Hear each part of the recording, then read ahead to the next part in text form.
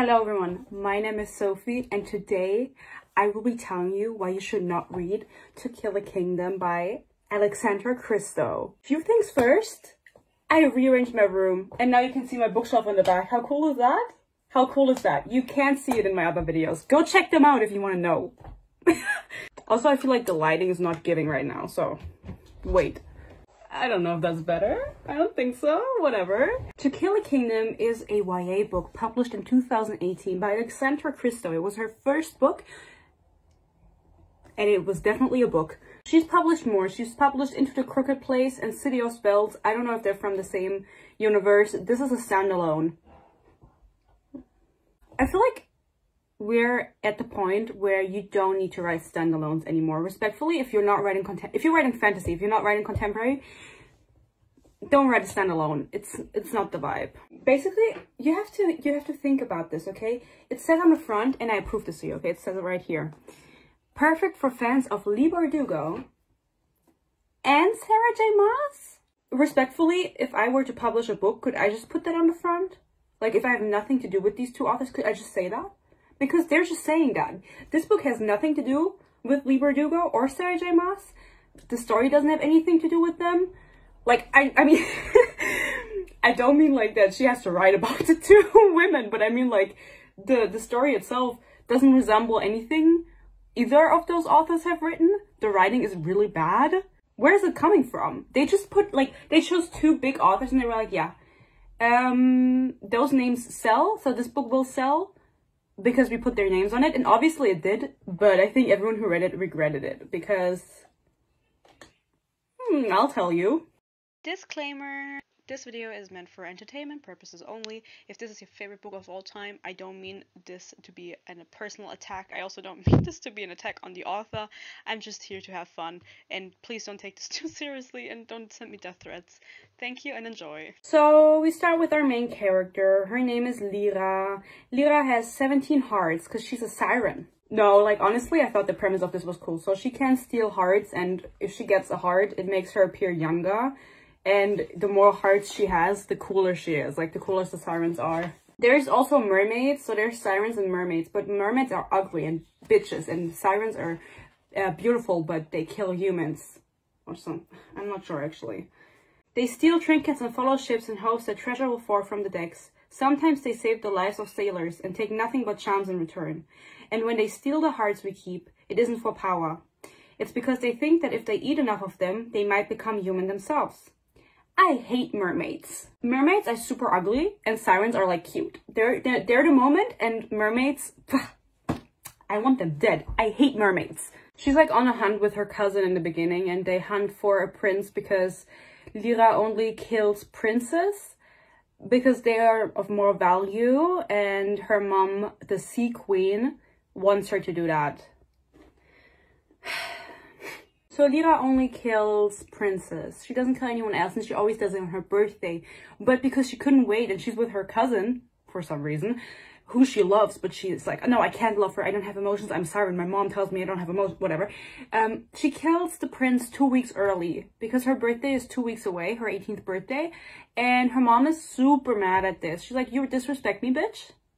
And Lyra's like, what does it matter that it's 2 weeks? It's like 2 weeks. Like, chill the fuck out. And her mom is like, no, bitch. I also don't understand why the sailors don't just shield themselves, because the way the sirens do it is they sing a song, of course. And I just think of the Pirates of the Caribbean scene. I think it's in the 4th movie where there's also a siren. That's just how I imagined it the whole time. But I don't understand, like, just use earplugs. Because they're singing and they're like lured into their charm or what, like. Have you ever heard of wearing headphones? Our second main character is a dude named Elian, and he's so different, guys. He's so different. I am not a good man. I don't think I've been one for a long time. He kills sirens. Basically, Lyra is the girl that kills all the princes, and Elian is a prince that hunts all the sirens. So they're like enemies, okay? They're obviously they're enemies. This is enemies to lovers. Oh, spoiler. So Elian is a prince, and he is heir to the kingdom, and he doesn't want to be king. He wants to be a pirate and kill sirens, but he doesn't really want to kill them because he hates killing, but he has to do it because they're just so evil. And so his dad is like, okay, you can do it until you're king. And he's like, oh, I don't want to be king. And also this world building is really bad. There's like a million different kingdoms in this world, and this is a standalone. This is like 400 pages. And then this author thought, okay, I'm going to put like a lot of lore into it with a lot of different fucking islands, but I don't remember the name of a single one. Not a single one. All of these places have their different legends, like Elian's family, their blood runs gold, and he has a heart of gold. That is their legend. And if people found out that that was not true, they would freak out. And then there's one kingdom where the royals are like from an ice kingdom, and they're like giants or what. No, they're not giants, but they're like really tall, and they have to climb the Mount Everest for their 18th birthday or whatever. And no one else can climb it, and of course they can climb it, but in reality they just use a secret passage up the Mount Everest. And so that's like their, you get what I'm saying? Like, there's a lot of different things going on, but you don't care because this is a standalone, and this is irrelevant. It's irrelevant. I think it was also just poorly done. There's not even a map, and this is like the one book where I would have been like, okay, a map would have been nice, because I don't know what's going on. And she keeps mentioning like, oh, this kingdom where there's a lot of people who lie, and then this kingdom and this, and I don't care. As I said, Lyra's mom, the Sea Queen, is like super mad. She took the heart too early, and so she takes the heart and she's like, fuck you, bitch, and she destroys the heart that she got from the fucking prince. She tells Lyra that she has to give her a normal, ordinary person heart for her 18th birthday as a punishment, and that will make people respect her less for some reason. I'm not sure why, because like, what do they care? You've done it for like 17 years, getting princess hearts, and now you're getting one that's not a prince. Like, they're not gonna care. I wouldn't care. It's an astonishment how far you go to your duties, Nadia says. I've even heard rumors of all the languages you're said to speak. No doubt that'll be have help with future negotiations among neighboring kingdoms. How many is it now? 15, I reside. When I was younger, I had it in my mind that I could learn each language of the 100 kingdoms. I think I failed quite splendidly. He speaks 15 languages and none of them is pussy. I don't even know who Nadia is. I don't even know who that is. I just read it. I was like, who the fuck is that? It doesn't matter. This is a standalone high fantasy. Who writes standalone high fantasy in their right mind? Alexandra Christo. I don't want to look into the book because I don't want to read this shit again because the writing is also really bad. I'm sorry. I know this is her first novel, but comparing yourself to Leigh Bardugo and Sarah J Maas also means you're comparing their writing to yours, I mean, and it's not even close. You write? No, stop. I think too hateful.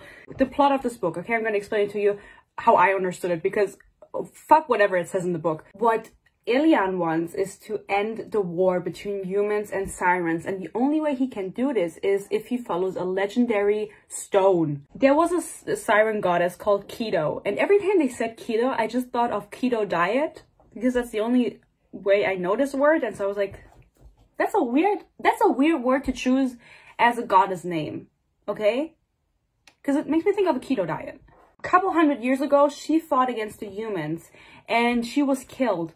But before the humans could get to her, both of her eyes were taken out by the sirens, and both of her eyes hold a lot of power. And they're called the eyes of Keto. They're like rubies or whatever, like stones.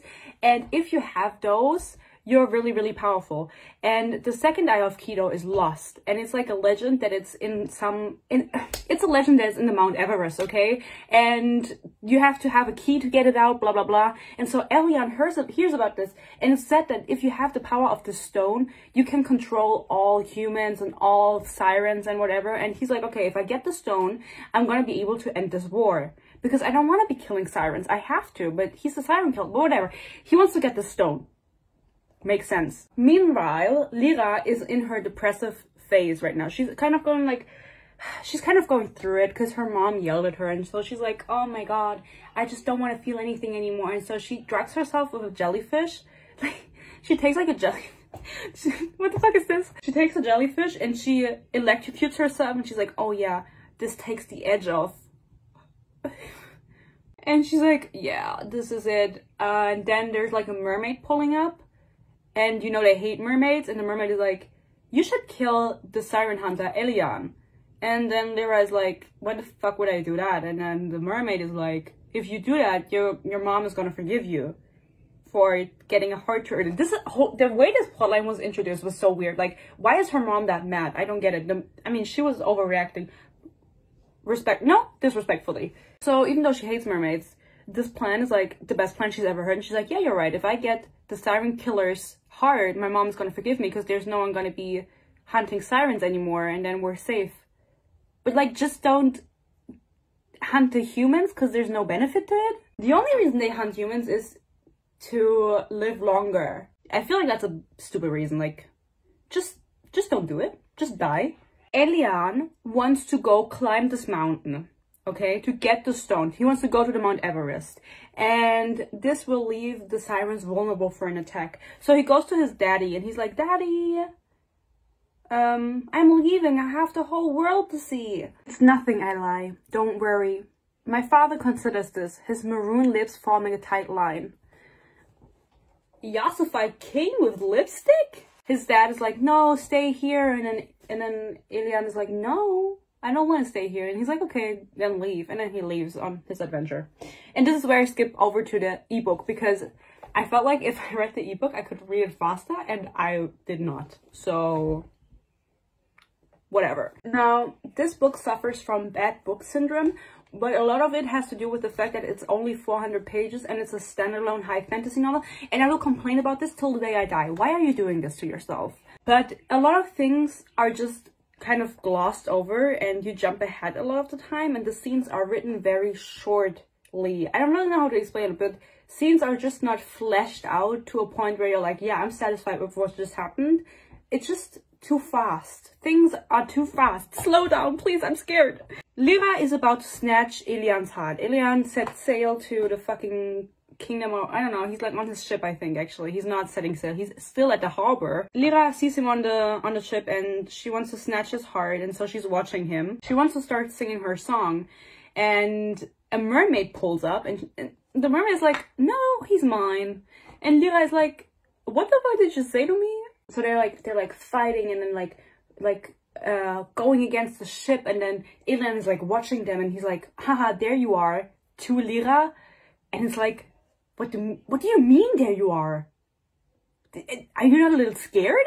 And apparently they're just so strong fighting, Lyra and the mermaid, that when they rock against the ship, Elian falls into the water. So silly. Just go away from the railing. Could have avoided this. So Lyra is like watching Elian as he drowns.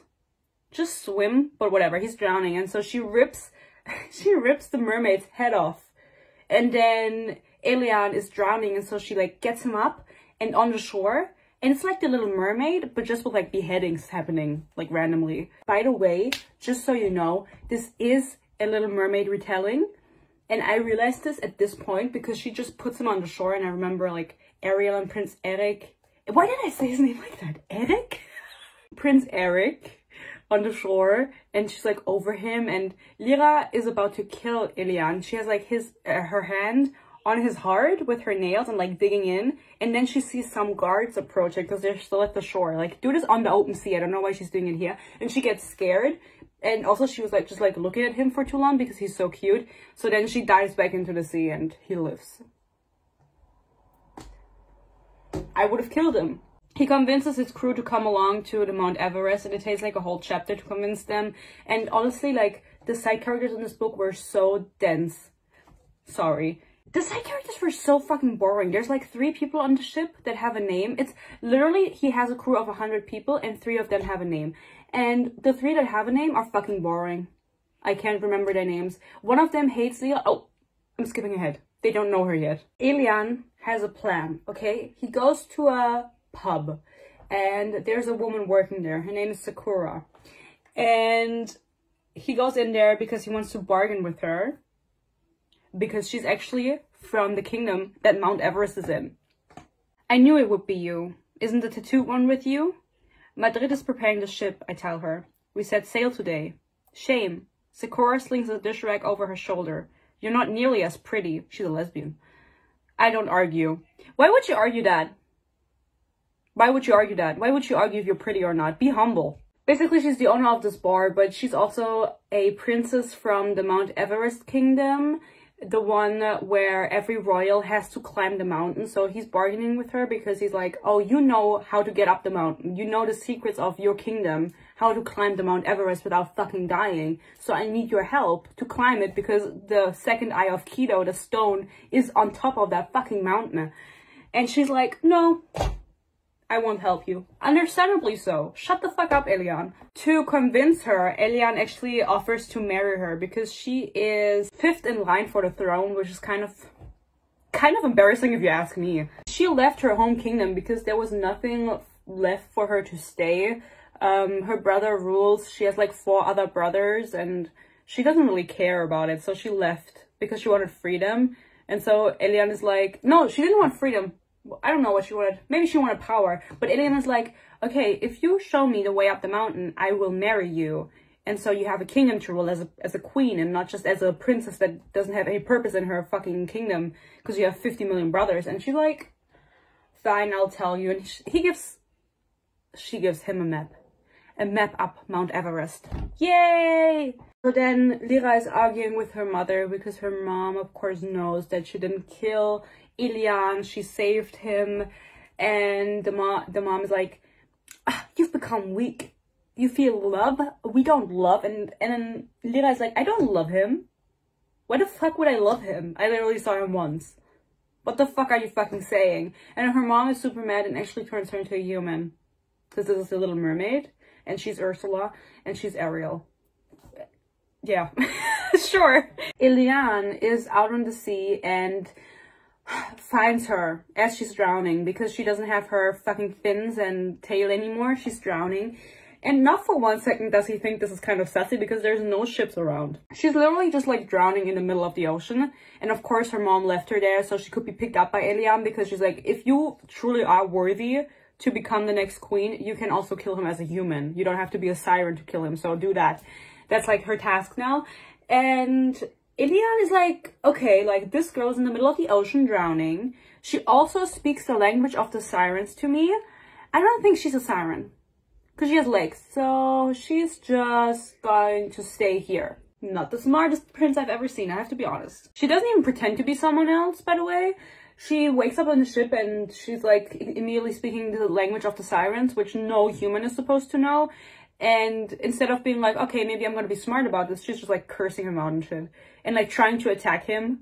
It's like to tie her up, understandably so. He takes her necklace away from her. She has like a seashell necklace that leads the way home or summons other sirens to her position, which is really cool, but it doesn't really matter. So he takes that away from her and she's like, don't take my fucking necklace.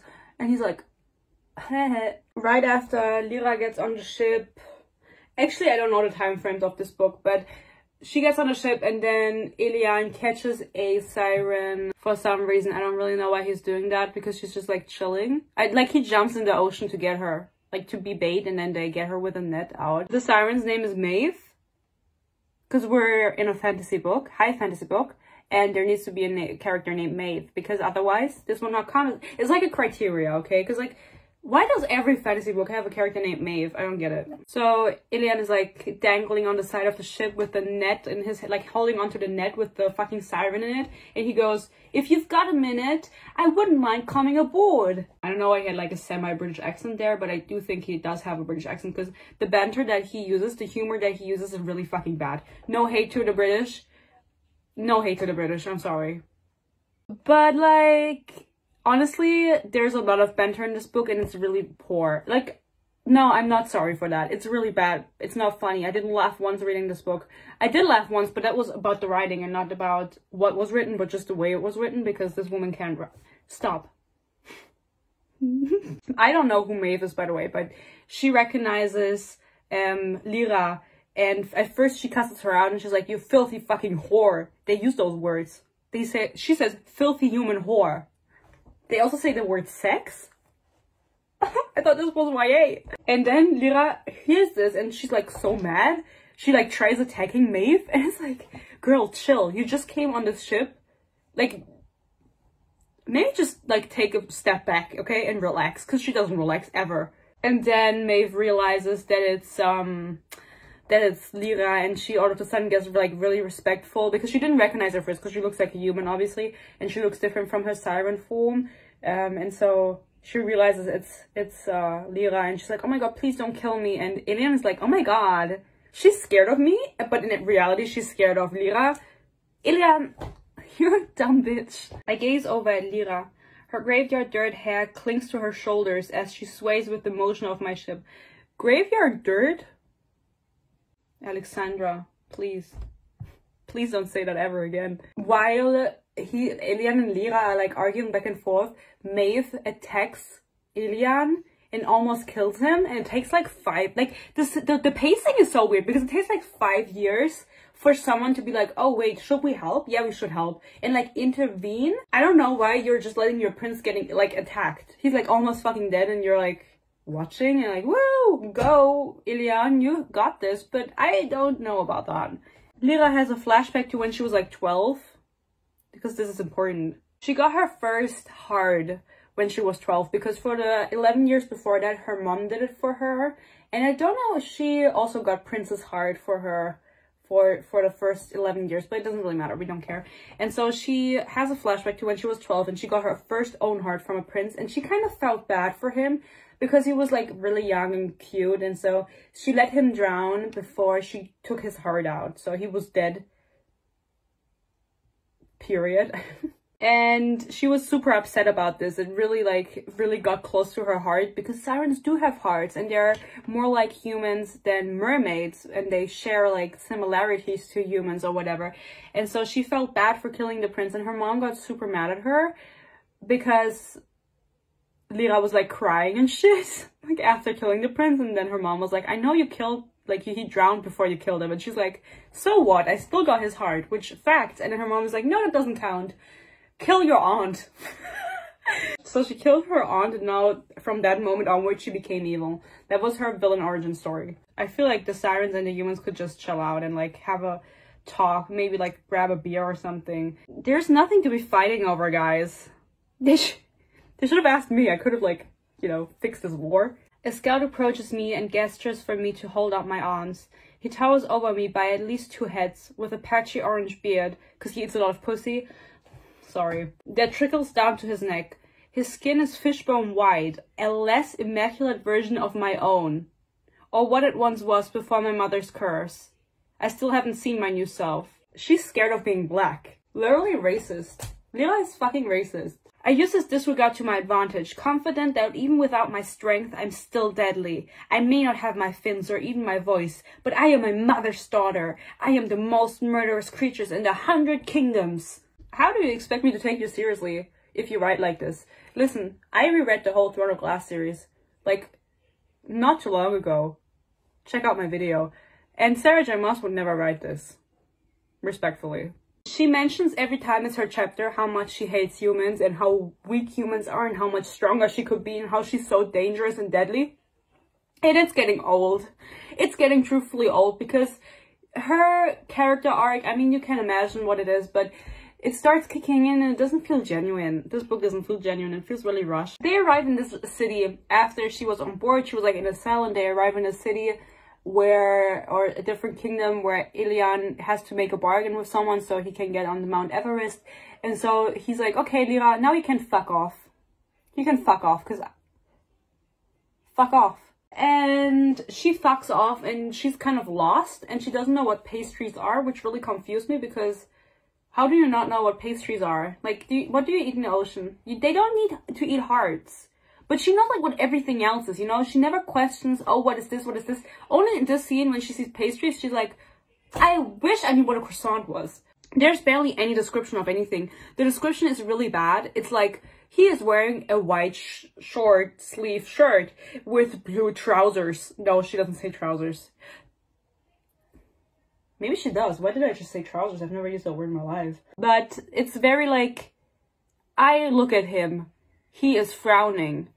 I am deadly and have a white shirt on. It's like that, you know what I mean? It's like there's very little description going on that's really like good, and there's a lot of dialogue and a lot of lore with a lot of different kingdom names, and I don't give a fuck about them. This is a standalone, so what will it matter in the end? I know how, like from the first page I'm gonna know how this book ends, because this is not really intricate.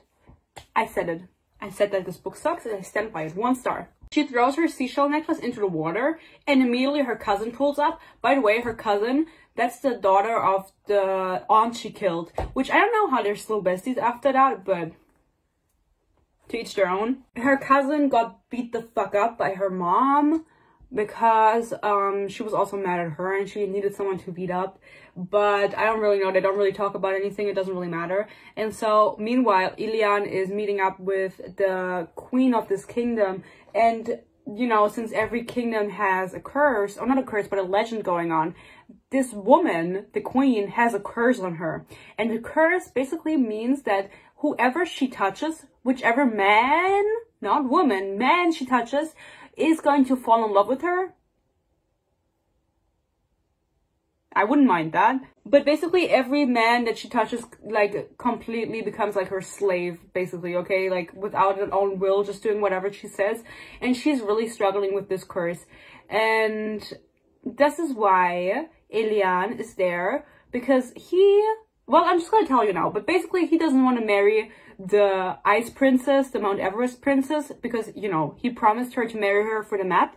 And he's like, okay, so your curse applies to men and not to women. So just marry the woman from the Ice Kingdom. So there's 2 queens, which apparently that's not an issue here, which love that. But Pride Month, by the way, happy Pride Month. Basically he's like, yeah, so you're gonna marry the Ice Kingdom princess, and then she's gonna be queen. She's gonna be happy because she has a kingdom to rule over, and you don't have to worry about getting heirs and like touching a man, because your curse doesn't apply to her. And also the Ice Princess is a lesbian anyway, so that works out, you know. I don't know about this queen, but that's like the plan. It's revealed in the end, but I'm telling you now, because I already knew at this point.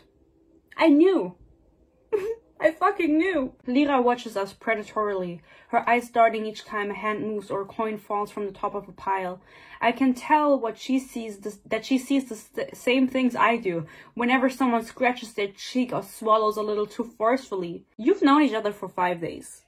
I think you need to chill out. The romance in this book is really bad. It's really mediocre. I'm sorry, like, it's less than mediocre, honestly. I don't understand how anyone can be like, oh my god, I love their relationship, because there is no relationship. They are just like insulting each other the whole time and being like, haha, I don't trust you. And then they're like, oh, you're actually kind of funny and you're the only girl in my age range, let's have sex. They don't. All right, so now is actually when we get to know that the trident that the queen uses, because the queen, the sea queen, has a lot of power, and she looks different from sirens. She looks like an octopus. She looks like Ursula, right? And normal sirens don't. They just have a fucking tail. And the reason the sea queen is so powerful is because, first of all, she has an eye of Keto. Has a lot of power in it. And also, the trident that she uses is made of the bones of Keto. I honestly don't understand why she wants to return to her mom, because at this point, like, there's no reason for her to go back. Like, we already know that she has, like, some human in her, and she has some human in her later when she fucks Ilian, but you know what I mean? She has human emotions in her, and honestly, her life with her mom just seems very miserable, you know? Like, she complains about it the whole time, but she's like, no, I have to return, I have to be strong, I have to be a killer. No, you don't. Just stay on the land where your mom can reach you and chill. She doesn't want to do that. She's not that type of girl. So, sirens can have sex. And basically, I don't know how, because they have tails. So, this is not explained. She's just like, okay, so we don't really have sex because we love someone. We just have sex to reproduce. And we have sex with mermen. And mermen have like shark tails and shit. They're like really ugly and really brutal and like soldiers in their world, and they don't really do anything besides fight and kill. And so she was promised to the she was promised to the most dangerous of them all, the flesh eater, and he's really disgusting and nasty. I'm glad the captain agreed to let you stay, Madrid says. I shake the thoughts of home and look at her questioningly. Whatever.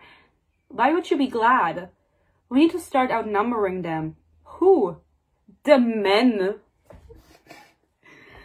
She says, ever since we pulled down the skeleton crew, it doesn't matter who they are, there's been too much testosterone on board. Why would you ever say that, queen? Like, speak your truth, but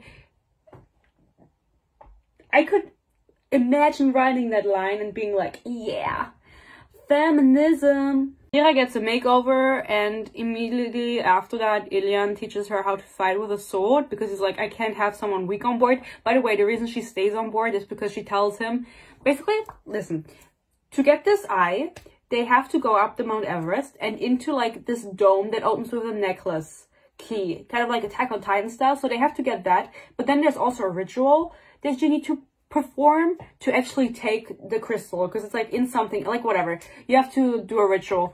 And Lyra is like, I know about this ritual, and so they let her stay. That's the whole reason.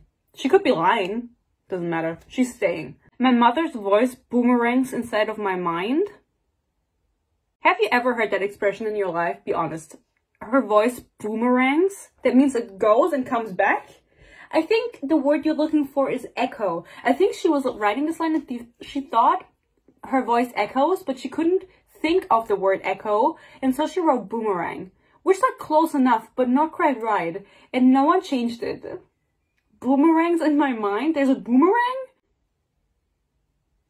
I thought this was high fantasy. So we got to know about how sirens fuck 10 pages before the flesh eater, you know, the disgusting merman, turns up. He actually pulls up. And just 10 pages before we learned about his existence, he pulls up and he like assaults her. He like kisses her or something. I don't really know what was happening in the scene. I was a little scared. He like grabs her and he like kisses her, and I'm like, I just wonder how they're like walking on land, because they don't have legs. Are they like just flopping on the, that's how I was imagining it, that he's just like flopping on the deck, because he can't walk, he has a fucking tail. And then I thought that someone like Ilian was going to come and save her, and that was going to be their bonding moment, but that's not the case, because the Sea Queen is also there with the flesh eater hubby dude, and is like singing a song, a siren song, so they sleep. And it's actually Lyra's song, and her mom stole it, because this is The Little Mermaid. So we needed like some voice stealing action. And then Lyra is like, you're just here to make fun of me. And then her mom is like, no, I'm not. And then proceeds to make fun of her. Then they are on their way to a different kingdom and to steal the necklace that I mentioned earlier, to open the dome on the Mount Everest. And they pretend to be a couple to do this, because we have to get the fake dating trope into this book also. We have a lot of tropes going on, but this one was a necessity, obviously. Not really, because it doesn't matter what they're doing. Basically, there's a different pirate gang, and that pirate gang steals stuff. And I'm not sure, honestly, what the fuck is going on. Basically, they're like, okay, if anyone has the necklace, because it's been lost for years, then it has to be this pirate gang that steals everything. And then the dude is like, oh, I don't have the necklace. And then he's like, never mind, I do have it, and I'm actually wearing it. Because turns out the other pirate dude found out about Ilian's plan, or he didn't find out about it. He was the reason that Ilian started his little adventure. The other pirate dude made someone go tell Ilian about the fucking eye, that it would be able to end the war. And so he was like, okay, if Ilian knows about this, he's gonna find a way to get up the mountain, because he's a royal and I'm not. And he, like, the royals all know each other's secrets. And obviously Ilian got a map to Mount Everest. He figured it out. The other pirate dude that has the necklace, who came out with this whole plan, who tricked Ilian, basically, is like, I know you don't want to come with me, because he wants to get the eye for himself, so I'm just gonna capture you and take you with me, hee. And so he does that. He captures him. They have a fight, because Lyra in her little head is like, oh, I know how we can fix this, and she throws her glass of rum into, well, because pirates drink rum, she throws her glass of rum into this other pirate dude's face, and then they have to fight them. And I was like, why did she just do this? Because it was really uncalled for, because of course, like, he's like, okay, I'm gonna capture you and take you with me to the Mount Everest so I can get in, because you're a royal, and I'm just gonna use you as my way to get in. And then Lyra is like, oh my god, okay, if he's gonna capture us anyway, I'm just gonna start a fight. And she does, and they lose. Lyra rethinks her whole life after this. She's like, okay, maybe being a human isn't as bad as I thought, and maybe this is kind of chill. You know, this is where her character development starts kicking in. Because I think Elian, like, saved her life because she almost got her head cut off or whatever. Doesn't really matter. I don't really like her that much, if I'm being honest. I'm being really honest right now. Elian wakes up. They're both, like, in the catacombs, like, tied up to a post, like, across from each other. And then Elian wakes up and he's like, oh, by the way, I promised the Mount Everest princess that I'm gonna marry her. And Lyra is like, no, don't do it. I'm in love with you. She doesn't say this, but she's like, why would she do that? She's like, are you stupid? And I feel like that's so out of place for high fantasy. Like, no one in high fantasy is gonna go, are you stupid? Then Elian's pirate gang is coming to save them, and basically there's like honestly, this is like a Little Mermaid retelling, right? But I was just thinking this has so many Pirates of the Caribbean vibes to it, because they're tied up at the post, like below decks, and then the crew, Elian's crew, starts shooting a ship with cannons and shit, and the cannon goes right into the room where they are and destroys the post that Elian is tied to, so now he's free, but Lyra is still tied up. Didn't that also happen in Pirates of the Caribbean, that like Jack Sparrow was like in a whatever? I think someone was heavily inspired. So now that Elian is free and his gang is fighting and Lyra is still tied up, he's like standing in front of her and she's like, just leave. Because he doesn't have a knife or anything to free her. And so she's like, you can just go. And he actually does. Chivalry is not that at all, I guess. Like, just leaves her there to her death. The other pirate comes down and is like, where the fuck is Elian? Where the fuck did he go? And then Lyra is like, I'm not gonna tell you, haha. And then he's like about to kill her, and then he's like, you know what, never mind, I'm not gonna kill you. He cuts her free. The other pirate cuts her free because he's like, I actually want you to fight and not just die, which is like the stupidest thing. Like, just cut her head off. And then obviously in a consequence they start fighting and brawling, and like Lyra is like clawing at him with her nails and like biting him because she doesn't have a weapon, and then she actually gets his knife and stabs him in the gut and leaves him on the floor, and she thinks he's dead. And that is when Elian pulls up again, because of course he didn't leave her behind because he has a crush on her, because we're in a fantasy book. Elian comes up and he's like, oh my god, did you kill him? And she's like, yeah, and I also got the necklace, the key necklace from him. And he's like, oh my god, cool. And then, can you keep up? Because I can't. The other pirate dude that she stabbed in the gut, he is not dead at all. He's still alive. He grabs his pistol and he goes to shoot Elian, and then Lyra is like, oh my god, I don't know what I'm doing, and she pushes him out of the way and she takes the bullet for him. Obviously she survives. They don't have a doctor on their ship for some reason. Kind of weird. Actually really fucking weird. Elian saves the other pirate dude because he has like, he's like worth some money. There's like some money on his head if they turn him in, and so he's like, I want to get some cash. You're like a prince. Do you really need it? And Elian gets a little sussy because he sees that he has claw marks on him where Lyra was like clawing at him and biting him, and it reminds him of the kind of wounds he has around his heart where she tried to take his heart when she was still a siren. And he points this out, but he doesn't think about it further. And at this point I was like, oh, he's starting to catch on that she's like not who she says she is. He doesn't. Of course, Lyra is now a part of the crew because she saved Elian, the captain of the ship. Everyone's like, yeah, you saved our captain, we owe you. And everyone loves her now, because before that, people were kind of like sussy of her and being like, I don't really trust her. It's kind of weird. She can speak the siren language and was in the middle of the ocean. Rightfully so, like questioning her.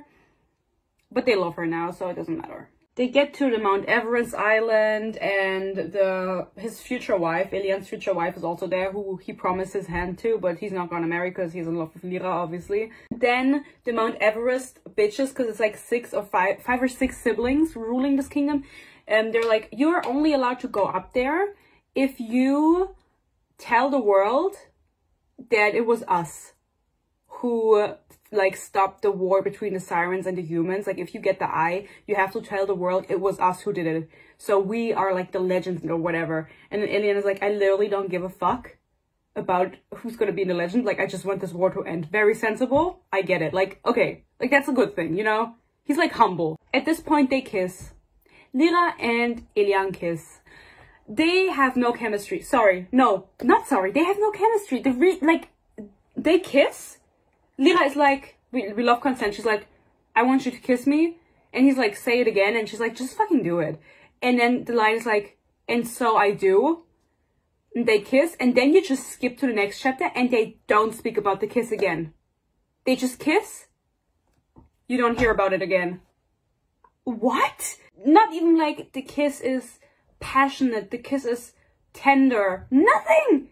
You just skip to like 2 days ahead. They're like on their way up the Mount Everest. Like, nine?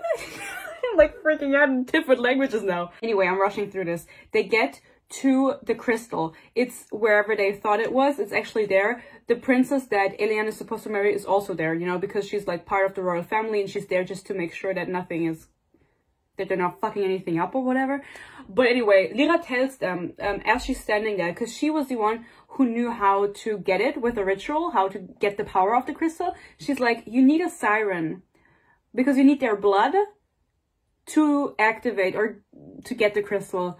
And Eliane has a knife that can soak up blood with magic. And so Lyra is like, just use your knife. Because, you know, sirens die immediately after they are killed. They turn into foam, so there's no blood that they can save. And it doesn't work, because she was fucking lying. So in the middle of the night, after this didn't work, they're still staying up there. Lyra cuts open her own hand, puts it on the fucking crystal, and it works. The crystal is now hers. She can take it. The random princess that Eliane is supposed to marry, Sakura is her name. No, it's not. That's her fake name, whatever. She's watching her and she's like, oh my god, I knew you were sassy. And Eliane is like watching from the doorway. And he's like, oh my god, you betrayed me. But it's like not really that deep because he immediately forgives her. They like spare for a second. And then the crystal is just laying between them and Eliane gets it. And Lyra just lets him. And then he's like, get out. Just get the fuck out. And she starts running. And then the princess is like, why the fuck did you just let her go? Why didn't you kill her? And it's because he's in love with her after like 2 weeks of hanging out. Honestly, I don't think it was longer that they hung out. It was really short. They had one kiss and I don't even know if it was good. He tells the random princess, Sakura, about his plan that she you see how this is like all over the place, that she's supposed to marry that other queen with the curse because she's a lesbian. And then I don't even know if she agrees because I was like skimming the pages at this point. I was like, get to the fucking end of it. Sakura is like, okay, I agree to this plan, I remember now, if you promise me that the next time you see Lyra you're going to kill her. And he's like, fuck yeah, I will do it. But you know what, he has a compass, and you know, in Pirates of the Caribbean there's a compass. Listen, I was a diehard Pirates of the Caribbean fan when I was 10 years old. I know the lore. You know how Jack Sparrow has a compass that doesn't point north and everyone's like making fun of it. But in truth, the compass only points to what you desire the most. Eliane has like something similar. He has a magical compass that points north if you're telling the truth. And if you're lying, it wavers. And so Sakura is like, I only agree to this plan if you kill Lyra. And he's like, fuck yeah, I will. And then he's like, I'm touching the compass and it's wavering because I know I won't kill her. Shocker. Lyra runs away and turns out only she can control the eye because it was freed with her blood. But it didn't have to be siren blood. It could have been any blood. It could have been human blood. She lied to Eliane so he wouldn't try to do it with his own blood. And so he believed that it could only be done by her blood. Because at this point, I didn't say this before because I forgot, she had the plan to get the eye. Oh my god, this is so important. Why didn't I mention it? The reason she came along with the eye was not to get it and give it to her mother to kind of redeem herself. It was so she could have the eye and overpower her mother and become queen herself. That was her whole plan. I don't know why I didn't say it. I'm very sorry. I'm not, because this book is ass. So she calls her mom by throwing her seashell into the water and she's like, haha, you bitch, guess what? I got the fucking eye. And her mom is like, you a child. But I'm just gonna skip to the end because I don't want to talk anymore. I'm so over it. I'm so over it. This book, waste of my time. Strength, sirens, princess, hearts. What's in it? That's the description. Strength, sirens, princess, hearts. How generic do you want to be? Humans, magic, fight, love.